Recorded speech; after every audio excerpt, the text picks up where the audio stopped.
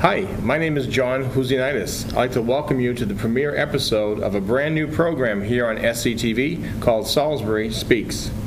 We'll be looking at a variety of issues from local to Merrimack Valley to state and maybe even national as well. I'm very happy to have as my first guest on the show a current member of the Board of Health, Reverend Dr. Bob Gallagher. Bob, welcome to the program. Thank you, Sean. As our viewers may know, and certainly as you know, there's been quite an issue with the Board of Health recently.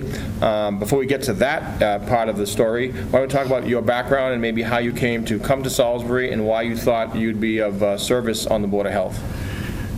John, there are issues on the Board of Health that appeal to someone who has a background as an educator, a lawyer, a pastor.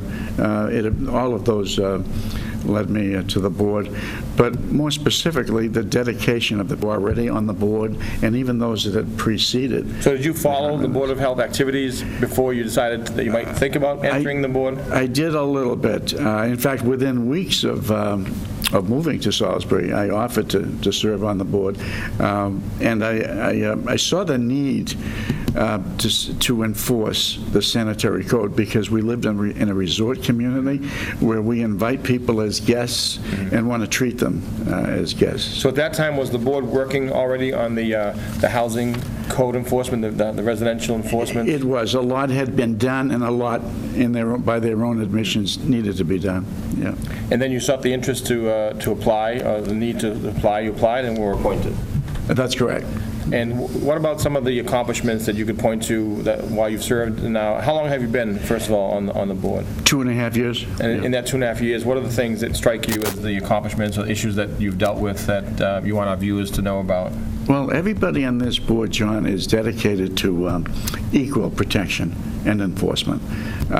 We have an open forum for citizen complaints, not only as a board, but individually. Transparency, no hidden agenda. We haven't had an executive meeting since I've been on and sometimes those are required, I understand those. But we listen first, and then we research and we resolve. We do it as a board, and we do it individually. The certificates of habitability for rentals has been a very valid concern, and I believe we've come a long way with that. The trash being addressed on an ongoing basis, especially during the summer, where it flies with the seagulls, and the flu clinics, as well as education and awareness, public awareness to folks.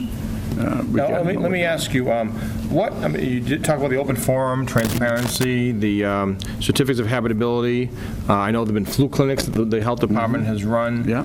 What's happened? All of a sudden, I see, to be perfectly transparent, my sister Joanne is a member of the Board of Health who also received the letter that she would no longer be appointed or would be asked to resign. So I wanted to make people well aware that my sister is involved in this removal of the Board of Health. To be transparent, what has happened? Why do you think the town manager has seen fit now to send a letter to Board of Health members who I think terms have expired all the way back to 2008? And I guess state statute indicates that if a person is not replaced, they can stay on the board until their replacement has been named. So here you have board members who, dating back to expiration dates of 2008, who are now being told in a letter from the town manager, your service is no longer needed, and I want you to resign. What happened? The town manager has the authority to appoint, but he doesn't have the authority to pick and choose. I'm going to get to that. Not the authority to pick and choose which laws to enforce and which ones to ignore. The government is not a salad bar, and he insisted it's a difference of philosophy, and I beg to differ very, very much. You know, if there's anything I learned in law school, it's that one's right to swing ends where the other person's nose begins, so that every right has a corresponding duty. Authority has a corresponding limit. Governing power must be shared and it must be balanced. The town manager has the obligation to recognize the authority of other officials and other boards. We recognize him by the charter as being the chief administrator, the CEO. Just so our viewers know, there are certain boards in Salisbury that the Board of Selectmen have the right to appoint, and there are certain boards, according to charter, that the town manager has the right to appoint. So That's the Board of correct. Health is one that is in the purview of the town manager. That's correct. And his basis, apparently, it seems from having read the letter and from what the newspaper and radio have reported, is that it's an issue of the enforcement of motel regulations that has kind of brought this Yes. to Yes. some climax. What's that all about? Those are the wrong laws that we've been enforcing. Town manager insists he gets lots of phone calls. People get mad at him. I think that goes with the job. We are going to enforce laws, and as a result, there are going to be telephone calls. Let me get back a little bit, John, if Yep, I may, sure. because some of this is retaliation, not just philosophy. I filed last election an affidavit challenging the residency of a selectman candidate. The headlines in the newspaper on April 30th was, "Town to investigate residency." On May 7th, just a week later, the new article in the Newburyport News was, "Board of Registers will not investigate." So the legitimate question is, what happened between those two excellent stories? Well, there was a posted hearing in which the complainant, myself, was told, quote, "The town manager has spoken and has given us our marching orders to back off." Someone told you that. Right, the officials from the folks that held the particular hearing. I contested that because in a democracy, town clerks and registrants are very important people. They not only preside over state, local elections, but also state and federal.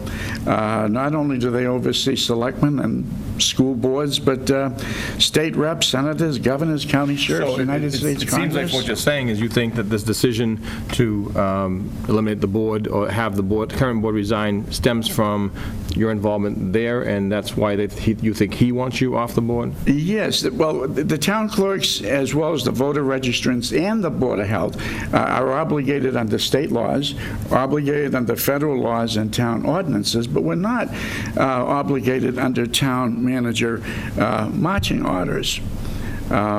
In fact, at times, we're responsible for enforcing federal laws, as what happened with the clam dumping. So let's get to this particular issue then. If the town manager, it seems like the town manager, and I've seen meetings, I even testified at meetings when the regulations were being adopted and supported, living at the beach, that these rules should be changed and people should live in decent and safe housing units. The town manager, it seems at that point, was very supportive of the board's actions in changing what had been a 40, 50, 60-year type of history. Yes. And now, when it's shifting to motels, has his view changed on that? That is one of the important flies in the ointment. He claims that he's getting telephone calls, and motel owners are mad at him because of our actions. And I'm sorry about that people are mad at him, but we do our jobs as well. What ties in very much with this, John, is that he has persistently forbidden this local Board of Health from speaking with state Board of Health officials because they're outsiders. And as I said the other night, in the words of Cliff Clavin, what's up? What's up with that? Isn't the town manager himself an outsider? So state law says there'll be boards of health in local cities and towns all across the Commonwealth, and the state statutes apply to the things that you are empowered to do. Right. And you as a board member, and I imagine other board members, feel they're following what their duty is to follow the law. Yeah. And where do you see this happen? What's the next step? What's the next logical step now? You've received a letter. Do you plan to resign from the Board of Health? No, in no way. And apparently none of the members of the Board of Health, the other members, plan to resign. To the best of my knowledge. As far as I know. To the best of my knowledge. So you're on the Board of Health until you hear otherwise. Right. And meetings are scheduled, and business of this Board of Health continues. That's correct. As normal. That's correct. It appears, again, that the town manager felt comfortable in having the certificates of habitability enforced for rental units and for people in properties, but now it seems that the phone calls apparently are coming from folks who own motels or hotels, and this is an issue that has obviously brought some... The argument is we've been doing it for 50 years. Why do you want to change it now? And weren't we doing, and for 50 years, weren't we allowing people to live in the types of facilities at the beach that were allowed to continue until the rules rules were changed? Exactly. So it seems like there's some difference of opinion on whether hotels should qualify versus motels. And there are motels and there are motels, and it's not fair for some persons to have to, spend monies to keep it up to date, and other folks are, Living at the beach, I know that you folks spent a lot of time on the Driftwood Motel to make sure that that's been brought up to code, that it was shut down because of, I guess, flooding issue in the back initially, and now the gentleman that owns it has apparently done a decent job in terms of renovating it, and should not other motels be held to the same standard, basically? Is that what you're saying as a board member? That's correct. In terms of the future, do you see this just you're on the board until you hear otherwise, and the business of the board continues? Well, we've been denied access to town council. And so what I did recently is I sought counsel from a Massachusetts attorney, and this is what she replied. I can tell you that the best way to handle these matters is to contact the Public Integrity Unit of the Mass Attorney General's office, whose job it is to specifically address and investigate suspicions of corruption in any town. And another option is the Boston Globe investigative team. Despite her comments, I personally prefer a local solution. Right. But I am not opposed to going outside for help if we need that. Also, to answer your question, John, I wrote to a retired town manager of Ashland, whom I've known for quite a few years, and he had an interesting legal question. He said, if it comes to legal challenges, the procedural question of how you challenge the town manager, who personally controls access to town council, when you as Board of Health need the same legal representation of town council, that legal question would probably cross a rabbi's eyes, were his terms. So as a Board of Health, you have at different times, you or other members that have requested legal advice from town council. Have they been denied town council's advice? Yes, but not from town council himself, but from the town manager who controls the town manager access. Doesn't want you to have access to, apparently, Made to that the crystal town clear. council. Yeah. So other avenues to pursue are obviously through the state avenues, or the Attorney General's office you're suggesting here? And the Boston Globe investigative team has been I would like to solve it locally, though. Thank you to Selectman Fred Knowles, who wrapped it up really nicely the other evening. So viewers know, Fred Knowles is a member of the Board of Health. He's on the Board of Selectmen. He mentioned this in a public meeting to the town manager. Yes, in fact, he gently challenged him on it. He said to him, quote, and this is paraphrased, I'm worried that the town manager's actions of replacing an entire Board of Health would signal a lack of tolerance for opposing opinions. That this kind of thing will stifle individuals who disagree with town manager and selectmen. It sends a message that if you disagree, you're out. I don't believe that's how the game should be played. I think there should be a give and take, and enforcement of the law should be consistent, which it, in the town manager's view, is not. Yeah, as part of my job, I teach, and I teach civics, and I always tell the students that government is as good as the people that we have in it. Yes. It seems like, just my observation, that there are a lot of great boards in town, including the Board of Health, who do a good job at maintaining a good quality of life and trying to improve the quality of life in Salisbury. So, Reverend Dr. Gallagher, I want to thank you for being my first guest on the program, and hopefully there'll be a resolution that, hopefully in the best interest of Salisbury, and hopefully in the best interest of the Board of Health. So thanks for being on our show. Thank you for this opportunity, John. Appreciate it. We'll be right back with another member of the Board of Health right after this, as Salisbury Speaks.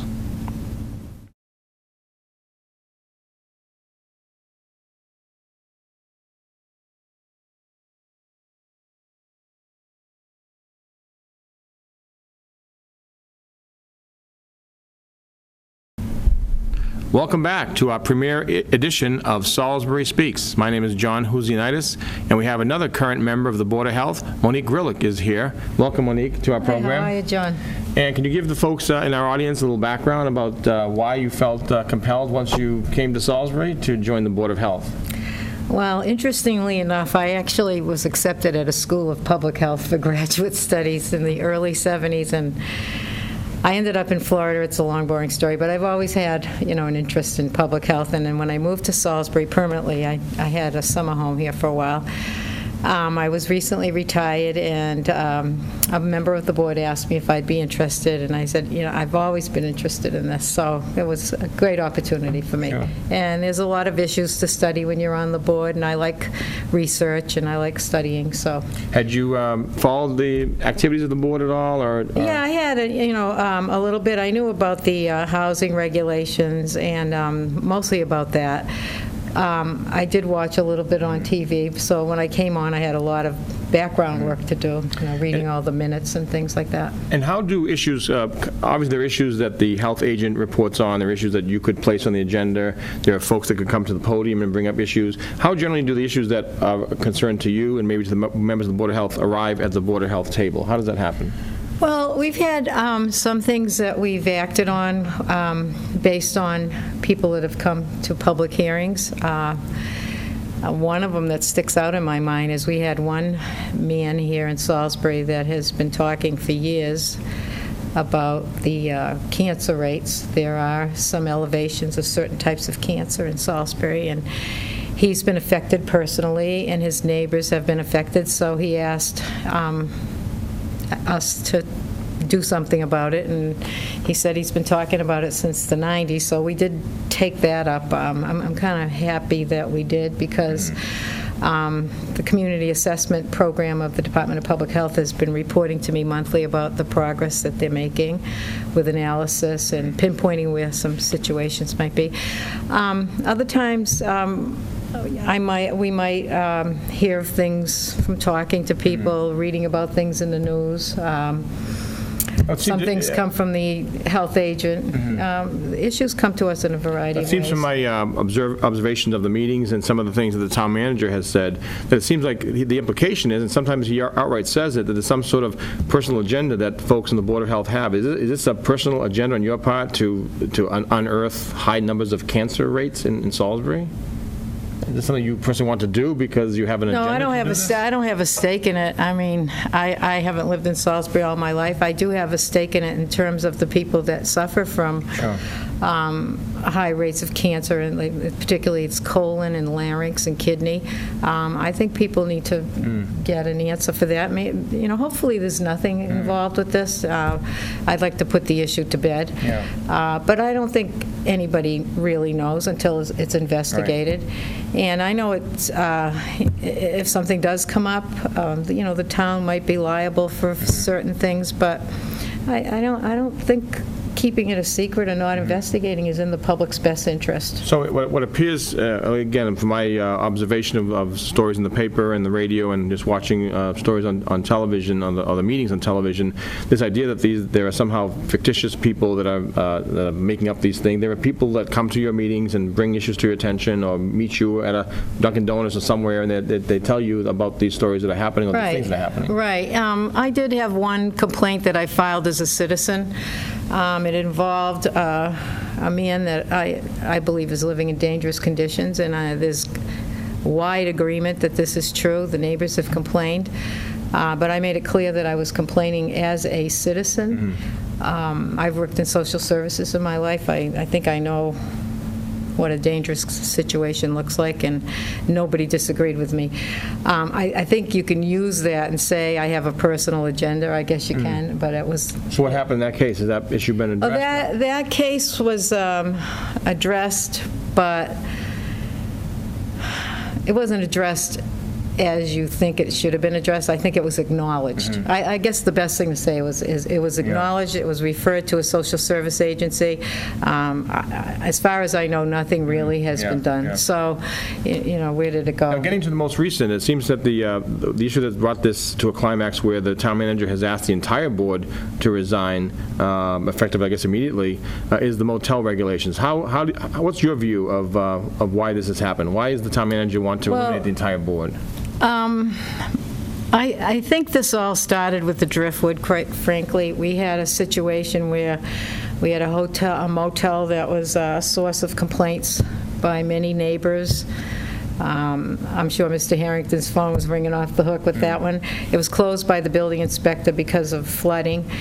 And the builder, the owner, the man who ended up with the mortgage, was refurbishing the building, and he came back to us many times with many plans, and there was a lot of frustration because we didn't want to license his building. He wasn't meeting the criteria of what we thought met the regulations. So he eventually did a very nice job of rehabbing his building. To my knowledge, there haven't been any complaints. He didn't get a motel license. He got certificates of habitability. He's got mailboxes on his building, so he's, he's got little tiny apartments. But the question became, what about the other people in town who have very similar situations? Right. And they have motel licenses. Is that fair?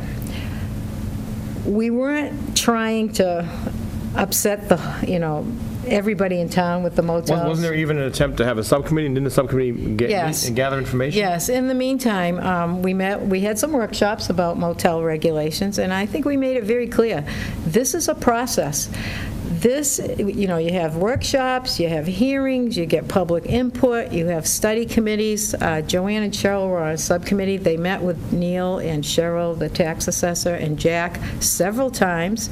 They met in September, they met in November. I'm not on that committee, but as far as I knew, things were moving forward. And then all of a sudden, we got this letter. I think it was a little bit disingenuous of the town manager to keep meeting with people and then decide that we were too much, too involved, and that he didn't support it.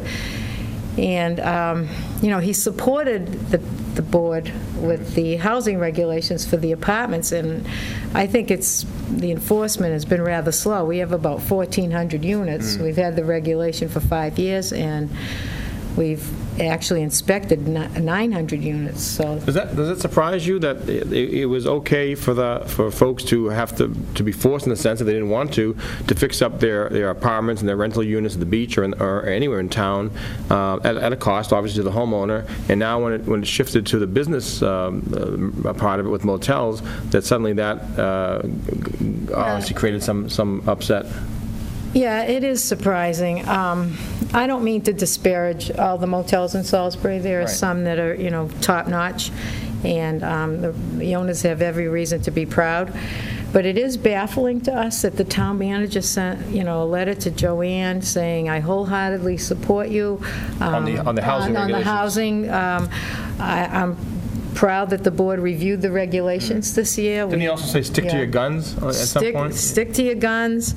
Actually, I was looking through my notes today, and I found another letter. A very prominent person in town, had sent a letter chastising the Board of Health for overreaching on a matter. In one of the paragraphs, he said, I think you're a little too hard on them. They have good hearts, basically. Is the town manager? The town manager is saying this, and they want the best for the town. This was within the last year and a half that this went out. So I think it was a bit disingenuous to turn around and do this. He did give some warnings. He did say all along, we did meet with him. I met with him a couple of times.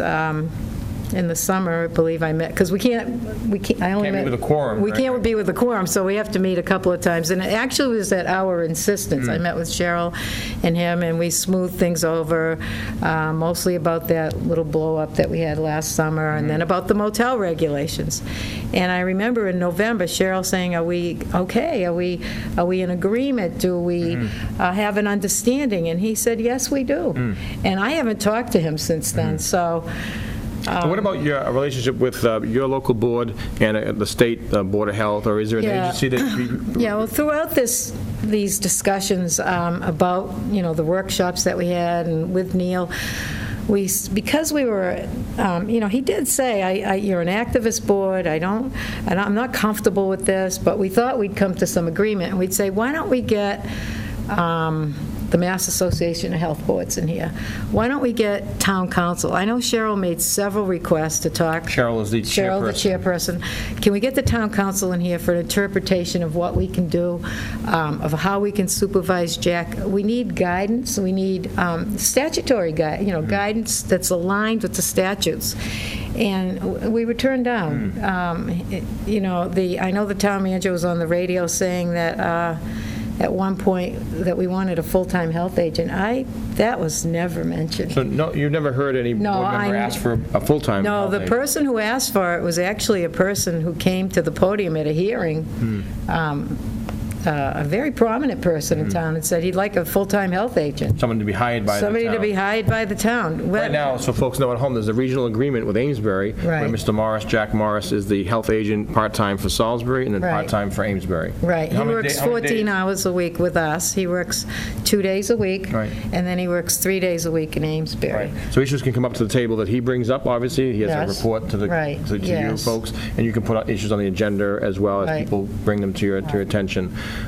Is there anything you think the viewers should know about this issue that maybe hasn't come out yet relative to, a request by the town manager to replace 5 members of a board?